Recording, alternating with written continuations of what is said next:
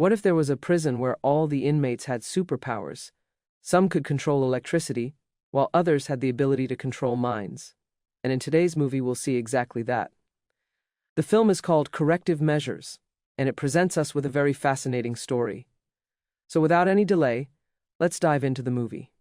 The movie begins in a parking lot where we see a man kneeling on the ground, surrounded by a group of thugs. They start beating him up. Among these thugs, there's one who looks like a gorilla. As they're assaulting the man, suddenly another person shows up. His name is Payback. He starts firing at the thugs, but one of them is wearing a bulletproof vest so the bullets don't affect him. He even shields the gorilla-like thug with his own body to protect him from getting hit. Payback then fights that man and ends up breaking his arms and legs. But soon after, the gorilla steps forward, only for Payback to knock him down with a single punch. Then, sitting beside the gorilla, Payback suddenly gouges out his eyes. A truly gruesome sight. The man who was being beaten up thanks Payback for saving him. But Payback had other plans. He tells the man that he himself killed his daughter, and that the only reason he saved him was so he could kill him with his own hands. Right after that, Payback pulls out his gun and shoots the man dead on the spot. Moments later, the police arrive and arrest Payback. After this incident, we're told that the world was struck by a strange epidemic.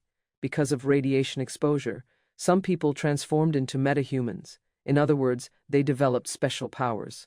Meanwhile, Payback is taken to a special prison, one that was specifically built to contain metahumans. In fact, the prison's warden, Devlin, is invited to a news interview. There, a reporter exposes many of Devlin's misdeeds, such as taking bribes and torturing prisoners. But Devlin denies everything, claiming his inmates aren't even human. He says, "To be cruel to someone, first you have to believe they're human." One of those prisoners is named Julian, who of course was originally just an ordinary human. Devlin insists his job is extremely difficult, and that he has to use special methods to keep criminals under control. At that very moment, new inmates arrive at the prison, including Payback. They are immediately lined up, and officers explain how this prison is run. The guards announce that if any prisoner tries to act tough, they'll be shocked with electricity right away. They also explain that inside this prison everything is electrified. If the prisoners touch anything, they'll be jolted. No matter how powerful they were outside, here they're just ordinary. Even the drinking water is mixed with special chemicals to weaken their powers. When the new inmates are brought out into the prison yard, a man named Diamond Jim approaches Payback. He asks if Payback remembers him. Payback does recognize him, and Jim hints that Payback once knew his brother too, which means Payback was the one who killed him. After that, a fight breaks out between them, and Payback ends up defeating his opponent. But just then, a female guard arrives and starts beating Payback because he broke the prison rules. Meanwhile, among the newly arrived inmates, a young man named Diego gets acquainted with an older prisoner, Gordon Tweedy. After bragging a little about the powers he used to have outside prison, Gordon takes Diego around and shows him different parts of the facility. While walking, Gordon gives him some important advice, like always keeping himself clean and avoiding unnecessary trouble. Because if you get into trouble here, your sentence can easily be extended. Gordon asks Diego about his powers, but Diego refuses to reveal them. Instead, he explains how he got caught. He was actually the leader of a robbery crew, but that heist went terribly wrong. Their conversation ends with Diego asking a burning question about Julian, the most notorious prisoner in the entire jail.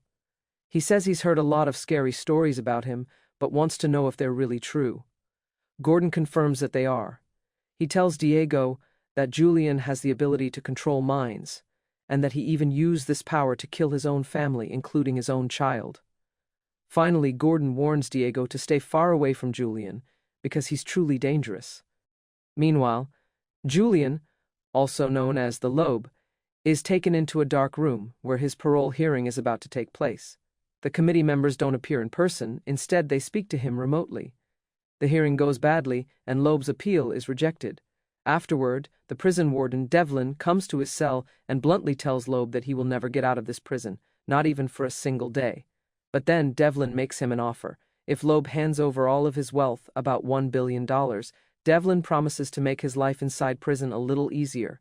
And we already know what Devlin is capable of doing when money is involved. Meanwhile, in the prison hospital, Payback is lying on a bed, being examined by Dr. Joseph. At the same time, Diego enters the room to take out the trash, and while chatting, he ends up forming a small friendship with the doctor. A little later, Loeb is also brought in for a medical checkup. As soon as Dr. Joseph begins examining him, Payback suddenly gets up. He strikes the doctor from behind, knocking him unconscious. And now we finally discover Payback's true intention. He wasn't there for medical treatment, he was there for revenge. Staring at Loeb, he remembers how Loeb murdered countless people and stole billions of dollars. That's why Payback wants to kill him. But before he can do it, Diego suddenly jumps on him, pins him to the ground, and holds him there until the guards arrive. Because Diego stood up against Payback, he quickly becomes well known inside the prison. Other inmates even show him respect by giving him their desserts. Later, a strange-looking man approaches Diego and tells him to come along. He takes Diego to stand outside Loeb's cell. There, Loeb personally thanks him and makes a proposal. He says he needs Diego's help, and all Diego has to do is arrange a job for him in the canteen. Nothing more. Diego doesn't answer immediately, he simply says he'll think about it. The next morning, Dr. Joseph speaks with Payback and asks if he plans on starting more trouble. Payback calmly replies that treating these criminals is a waste of time, because in his eyes they're nothing more than animals. Joseph tries to reason with him, but things only get worse. Frustrated, Joseph orders the guards to take Payback away. Meanwhile, Gordon also has his parole hearing. He tries to convince the committee that he's changed, but they don't believe him. His request is denied, and with that, all of Gordon's hopes for freedom are crushed. After this, Gordon makes a decision. He's not going to stay quiet anymore.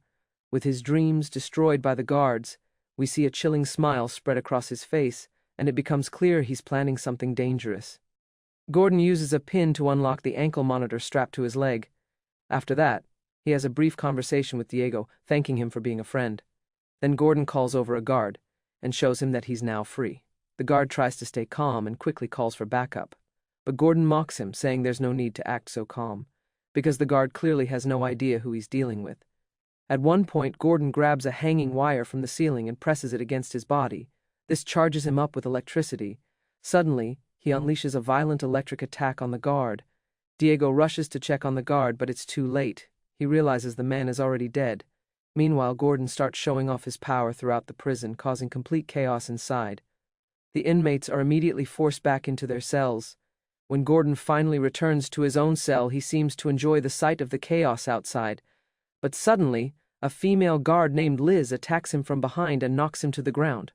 Warden Devlin orders her to kill Gordon, but Liz refuses, saying she can't do it. Devlin keeps repeating the order, and shockingly, Gordon himself agrees with him. This enrages Liz, and in a furious rage, she beats Gordon to death with her fists. A short while later, the news reports announce that Conductor Gordon tried to escape but fell from above and died.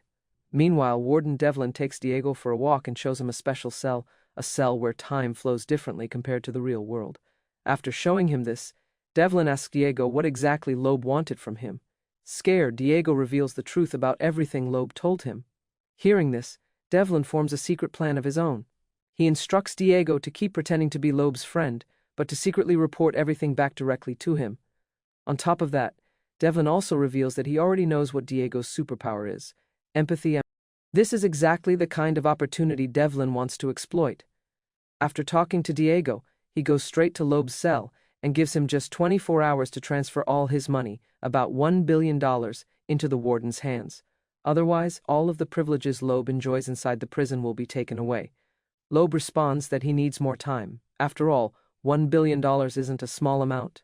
He asks for at least one extra day. Loeb also demands one more thing from Devlin: the Wi-Fi password of the prison. Later, Devlin speaks with his secretary and learns that he's planning to take a day off on Friday. The secretary assures him that all arrangements have already been made. But Devlin still wants to make sure there aren't any loose ends that could ruin that day. Meanwhile, Diego visits Loeb's cell and directly asks him what his real plan is. He also learns that Gordon is already dead. Diego then asks if there's any chance they can actually escape from this place.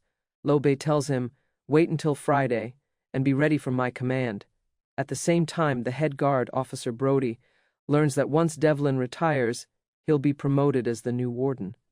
While walking through the yard, Brody asks Diamond Jim if he's heard anything about what's supposed to happen on Friday. He wants to make sure that on the day of Devlin's retirement, everything runs smoothly.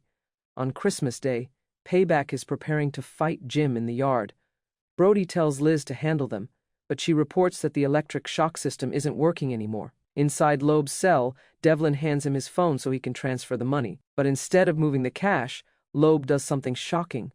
He disables all the ankle monitors of the prisoners, which means they all get their powers back. Chaos erupts all across the prison. The inmates unleash their powers and start battling the guards. Back inside Loeb's cell, he mocks Devlin, telling him he's an absolute fool. He reveals that Devlin uses the same password for everything, and with that, Loeb easily took control of the entire security system. In reality, today wasn't about transferring money to the warden.